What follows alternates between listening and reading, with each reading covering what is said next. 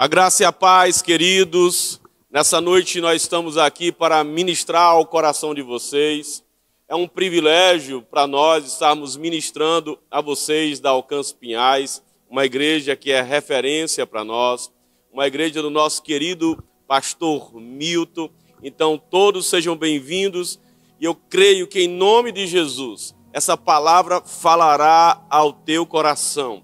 Eu quero compartilhar algo que Deus tem colocado no meu coração há muito tempo atrás. Eu me converti há 21 anos atrás, onde que eu tinha uma história de devassidão, uma história de prostituição, adultério. E logo no início da minha caminhada com Deus, quando eu entreguei a minha vida ao Senhor Jesus no ano 2000, em 21 de setembro de 2000, algum tempo depois, Deus me trouxe uma palavra, que Ele iria restaurar totalmente a minha vida, Ele iria me libertar, restaurar a minha casa, o meu casamento, e Ele me levantaria como uma voz. E aonde eu levasse essa palavra, aonde eu ministrasse, Ele iria operar libertação, restauração, cura, restaurando vidas, restaurando casamentos, convertendo o coração dos pais aos filhos, da esposa ao marido, e eu creio que não será diferente nessa noite. Portanto, abra seu coração e nós cremos que Deus fará grandes coisas, porque a palavra de Deus, ela é poderosa para nos curar, restaurar, libertar e nos trazer uma vida abundante. Então, como eu estava falando, Deus, Ele falou ao meu coração que Ele me usaria a minha história para restaurar a vida. E eu quero hoje falar, o tema da nossa mensagem é deixando um legado de santidade para as próximas gerações. Eu vou repetir, deixando um legado de santidade para as próximas gerações. Existe uma diferença muito grande entre herança e legado. Herança é o que você deixa para os seus filhos. Legado é o que você deixa nos seus filhos. Muitos de nós recebemos dos nossos pais, dos nossos antepassados, um legado de maldição na área da sensualidade por conta dos pecados dos nossos pais. A maldição, ela é uma perseguição espiritual gerada pelos nossos antepassados, dando legalidade para que o inimigo nos persiga nas áreas correspondentes, ou seja, nas mesmas áreas que eles pecaram, que deram brecha, deram legalidade, vai ver essa perseguição espiritual sobre os seus filhos. E também vai buscar nos influenciar, buscando abortar tudo que Deus está construindo e levando que os filhos possam repetir o pecado dos pais, repetir os erros que os pais cometeram nas mesmas áreas que os pais cometeram.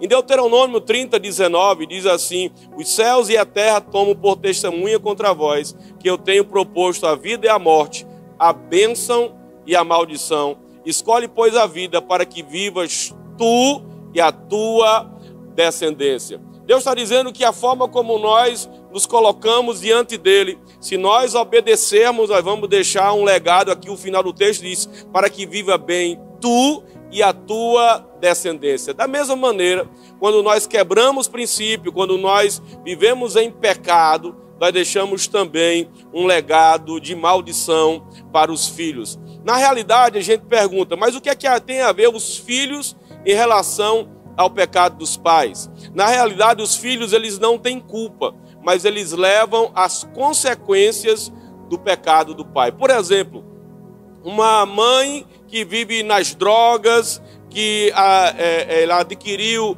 AIDS ali no meio das drogas. O filho que vai nascer com AIDS, ele por acaso ele tem culpa por conta do pecado da mãe? Não, porém ele vai levar a consequência do pecado dos seus pais. Ou o contrário, um pai milionário que deixa uma herança para os seus filhos. Por acaso ele tem mérito em receber toda aquela herança? Não, mas por filiação ele vai herdar as bênçãos. O que eu quero dizer, queridos, que na realidade a maldição, ela não é uma fatalidade. Não é porque os nossos pais pecaram, não é porque gerou-se a maldição que eu tenho que fatalmente reproduzir o pecado do meu pai. Não, isso não significa que a maldição ela é uma fatalidade. Na realidade, nós temos que nos posicionar, fazer escolhas corretas e não reproduzir os pecados dos nossos pais. Mas o que é a maldição? É essa perseguição. A pessoa ela vai sofrer uma perseguição espiritual, buscando nos influenciar, buscando que se repita os pecados dos pais. Então, um filho que nasce debaixo de um lugar de maldição, ele vai ter muito mais lutas do que um filho que nasce em um lugar de bênção.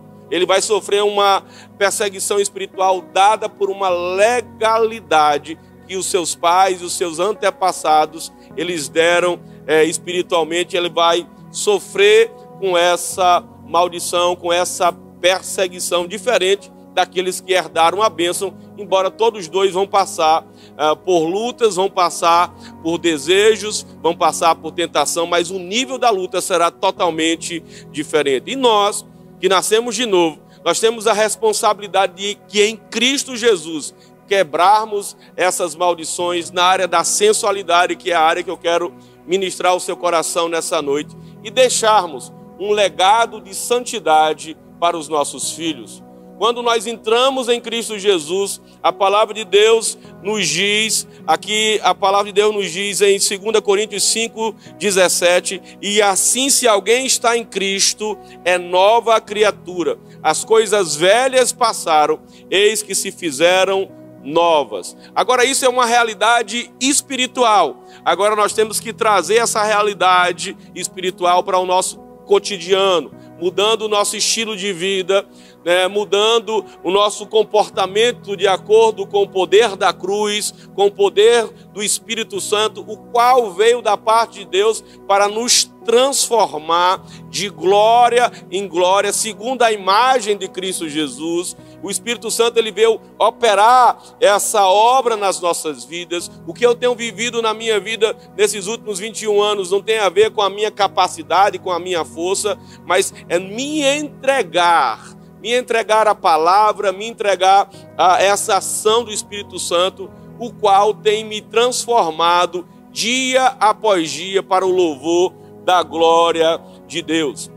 E para que a gente possa adentrar um pouco mais sobre essa situação, e no final eu quero contar um pouco do meu testemunho, falar um pouco desse processo da parte do Senhor. Eu quero começar falando sobre a sensualidade e os seus efeitos. Eu quero mostrar, à luz da palavra, que a sensualidade não é um problema somente de comportamento humano. Ele é muito mais do que isso. Existe um espírito maligno agindo por trás, causando ruína e destruição. Oséias 4, versículo 6, e depois eu quero ler de 10 até o 14, diz assim: o meu povo está sendo destruído porque lhe faltou conhecimento. Porque tu rejeitastes o conhecimento, também eu te rejeitarei, para que não seja sacerdote diante de mim. Verso 10. Comerão e não se fartarão, entregar-se-ão à luxúria, ou seja, vocês vão se entregar à sensualidade, mas não se multiplicarão, porque deixaram de olhar para o Senhor. Preste atenção no verso 11, diz assim: a sensualidade, o vinho e o mosto tiram a inteligência. Eu vou repetir: a sensualidade, o vinho e o mosto tiram a inteligência, ou seja, tiram o discernimento. Verso 12: o meu povo consulta a madeira e a vara lhe responde, porque o espírito de sensualidade os engana. Preste atenção que esse texto está falando sobre o povo de Deus.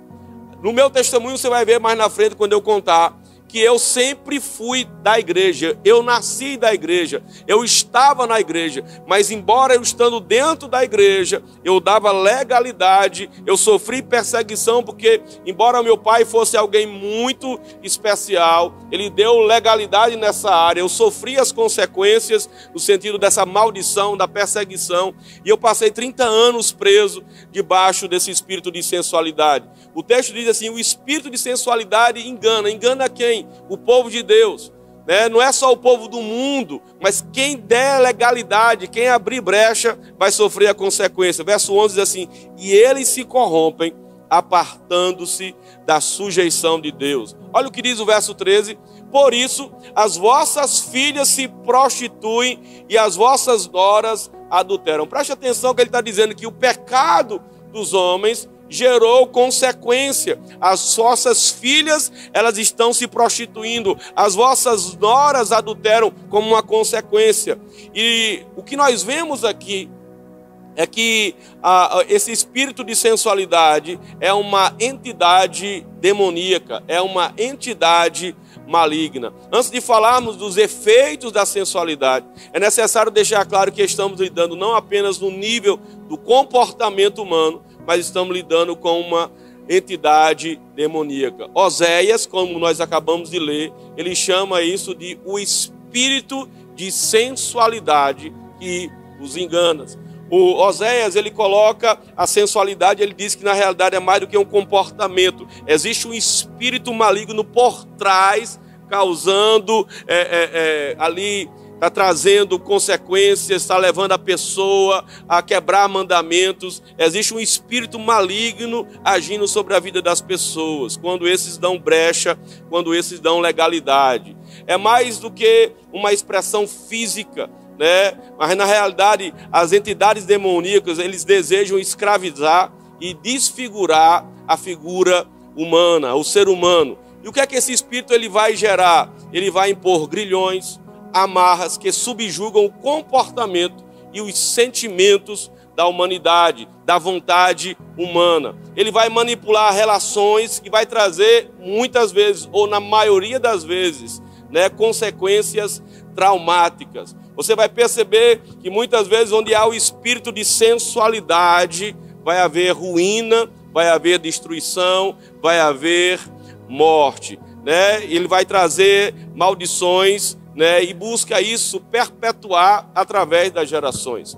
Você vai perceber, infelizmente, você vai fazer um mapeamento espiritual, né, geracional, e você vai ver que o adultério, ele vem como algo comum dentro da nação brasileira, mas não é comum, é uma maldição que vai se passando de pai para filho, vai se passando de geração em geração. É difícil você encontrar uma família que não foi ferida pelo adultério. Mas aqueles que estão em Cristo Jesus, aqueles que andam em Cristo Jesus, esses têm o poder para superar, o poder para não cair nessa tentação e viver uma vida plena. O espírito de sensualidade, ele busca aliança com pessoas, atendendo por apelos sentimentais em lugar de princípios. É interessante que você tem que tomar uma decisão. Ou você vai ser guiado por mandamentos, ou você vai ser guiado por sentimentos.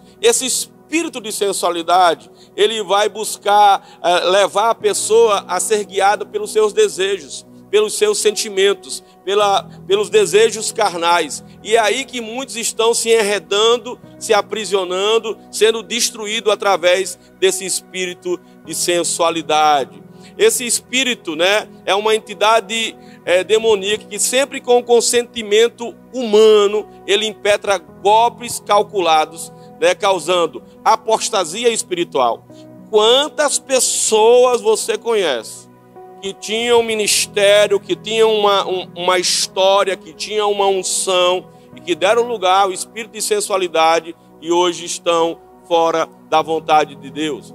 E quantas vezes você viu esse espírito causar divórcio, abandono dos filhos? Você vai ver que a maior parte dos pais que têm abandonado seus filhos é por conta do espírito de sensualidade. São homens que são guiados não por mandamentos, são guiados pelos seus desejos, pelos seus sentimentos, e tem gerado essa orfandade, que é o maior problema que nós temos na nossa geração. Mas você vai ver que a raiz é uma raiz que vem desse espírito de sensualidade. Então vem o abandono dos filhos e muitas outras formas de infelicidade, de destruição, de ruína.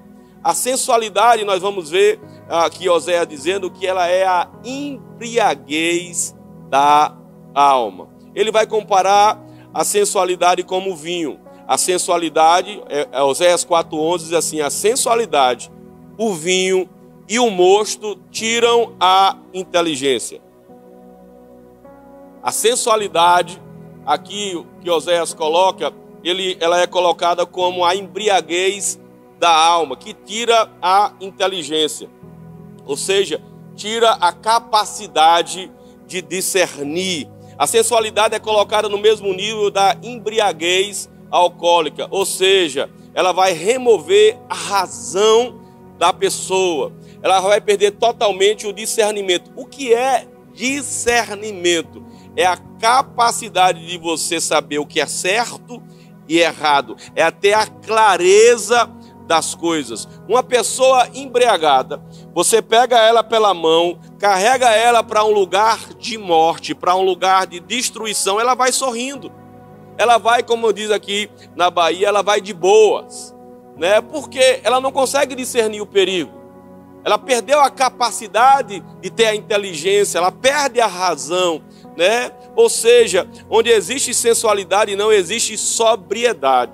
E você vai perceber que juntamente com esse espírito de embriaguez que a sensualidade ele causa, você vai ver muitas vezes loucura, insensatez, inconveniência, desnorteamento. Eles começam a se instalar na vida das pessoas que se deixam se enredar pela sensualidade. A sensualidade, ela é a mãe da burrice moral.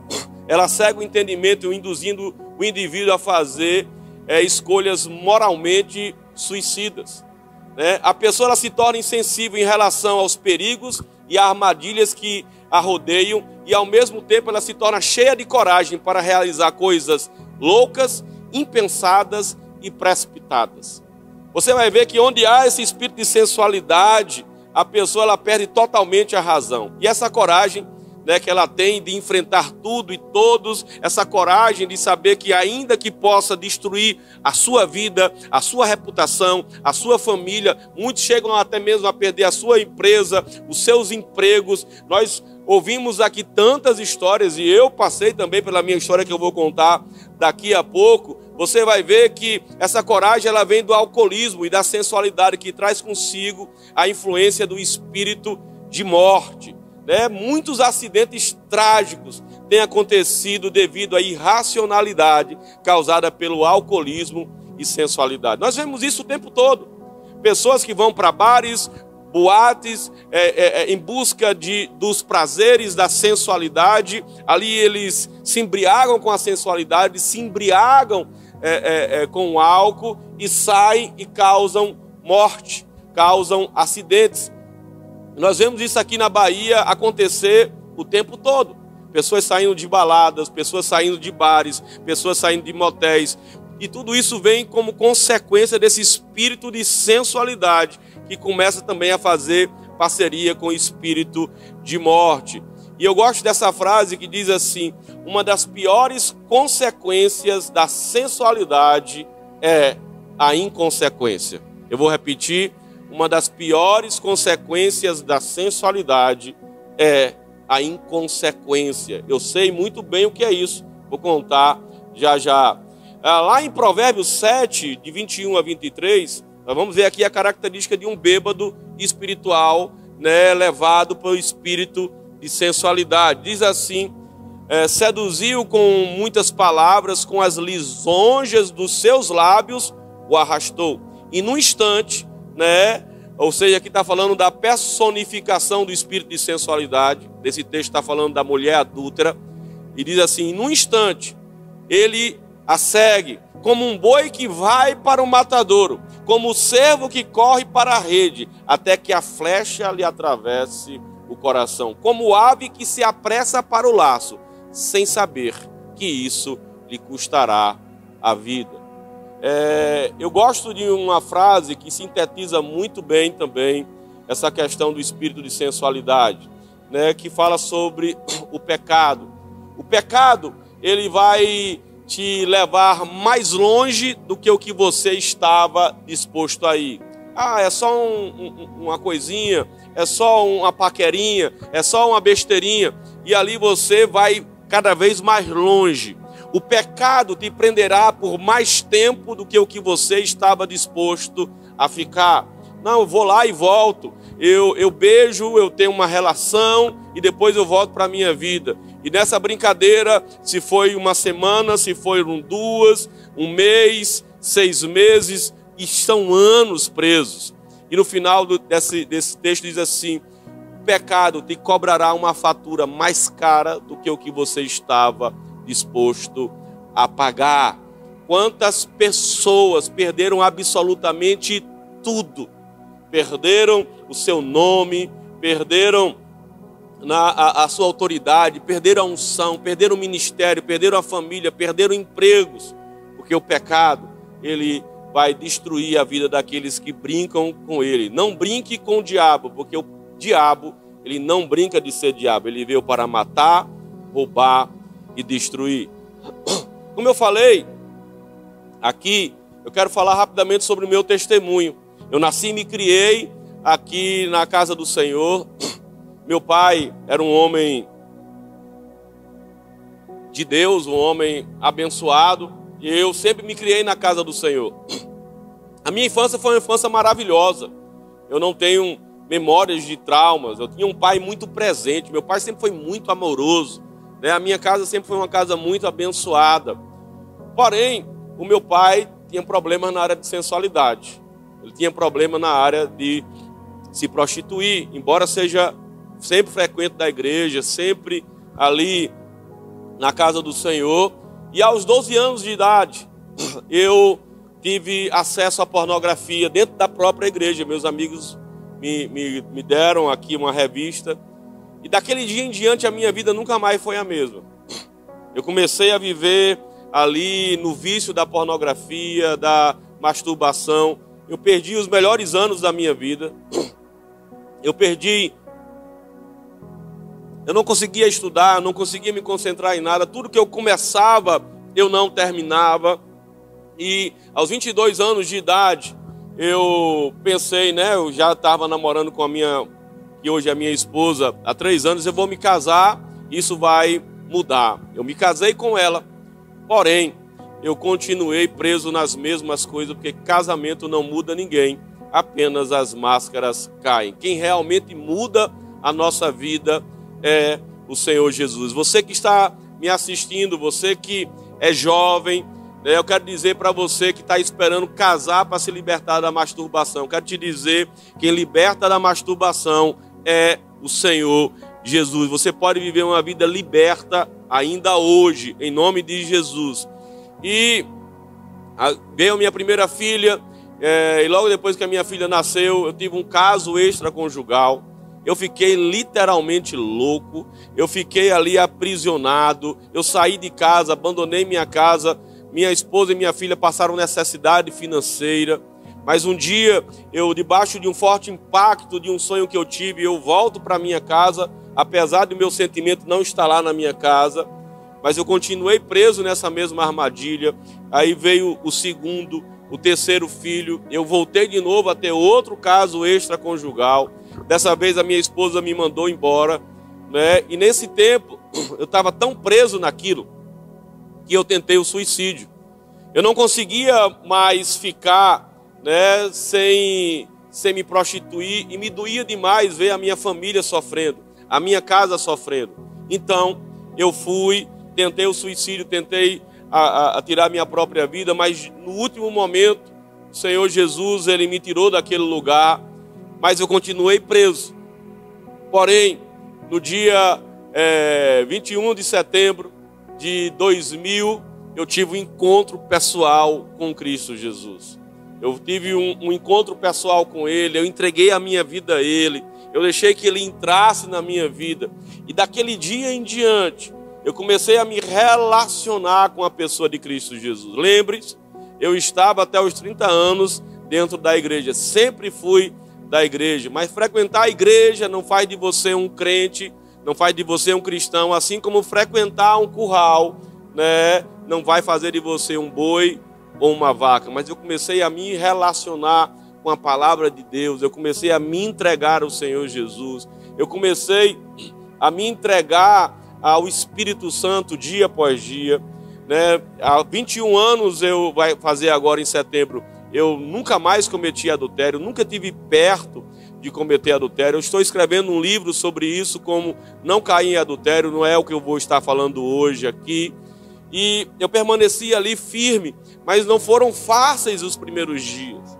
Os primeiros dias eram terríveis, os primeiros dias eram difíceis, porque eu estava aprisionado em tudo aquilo, né? E havia uma atração muito forte a tudo aquilo.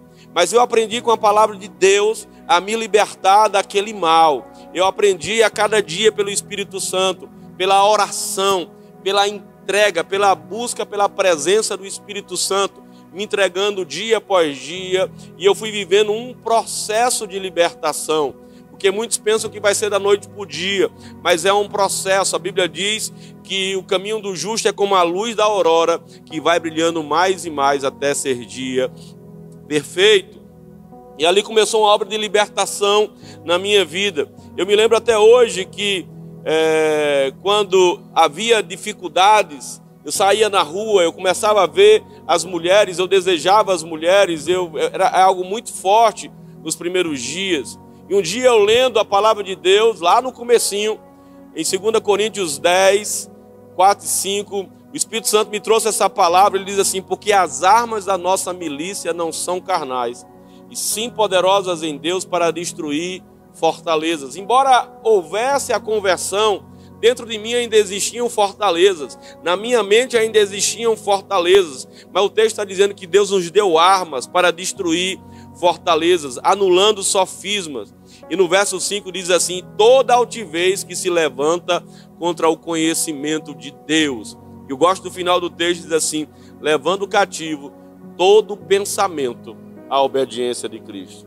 E sempre quando eu estava ali em luta, em guerra, quando eu sentia os desejos vindo forte, quando eu sentia a tentação vindo forte, eu declarava sempre: levando cativo todo pensamento à obediência de Cristo. Levando cativo todo pensamento à obediência de Cristo. Eu ia combater, porque nós estamos em uma guerra, nós estamos em uma luta, mas nós temos armas em Deus para destruirmos fortalezas, para vencermos o inimigo. Não viva declarando que você é pecador, que você não pode. Declare a palavra de Deus. Eu aprendi a declarar a palavra, a tomar posse da palavra. Ainda quando eu caía em algum pecado do olhar, do desejo, que foi um processo que demorou alguns meses na minha vida, eu voltava a declarar quem eu era. Em Cristo Jesus eu sou nova criatura, as coisas velhas já passaram, eis que se fizeram novas. E eu comecei a viver vitória dia após dia, e nesse processo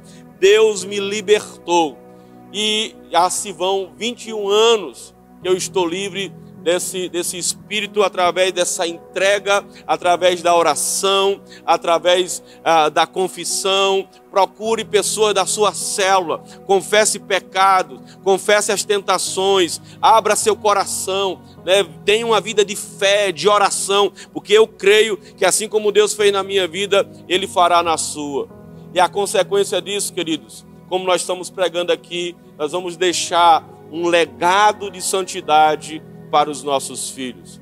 A minha filha casou faz um ano, ela hoje está com 28 anos, ela casou há um ano, ela casou virgem com um rapaz virgem. Agora nessa sexta-feira, né, não tem nem uma semana, eu acabei de casar o meu filho de 25 anos, virgem, né, casou também com a sua esposa virgem. Eu tenho o meu filho Nelsinho, de 23 anos, que está se preparando para o ministério.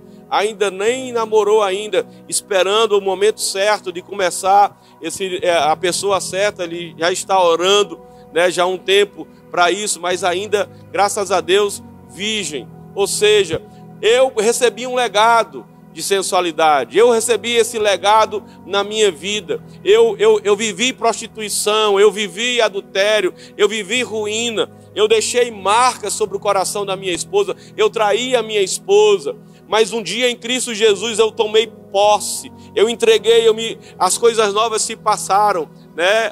As coisas velhas se passaram, se fizeram novas todas as coisas, porque nós estamos em Cristo Jesus. E eu quebrei aquilo que vinha das gerações, e a partir partir de mim, uma nova geração em Cristo Jesus, ela está se formando. Uma geração que vai viver santidade, uma geração que vai viver uma vida extraordinária. Deuteronômio capítulo 7 e 9 diz assim: saberás, pois, que o Senhor teu Deus é Deus, o Deus fiel, que guarda a aliança e a misericórdia até 1000 gerações aos que o amam e cumprem os seus mandamentos. Eu creio que até 1000 gerações eu vou ver a santidade passando de geração em geração. Eu vou ver os meus netos, eu vou ver os meus bisnetos servindo ao Senhor em santidade, em pureza. Eu creio que você vai viver santidade em um nível muito profundo, quebrando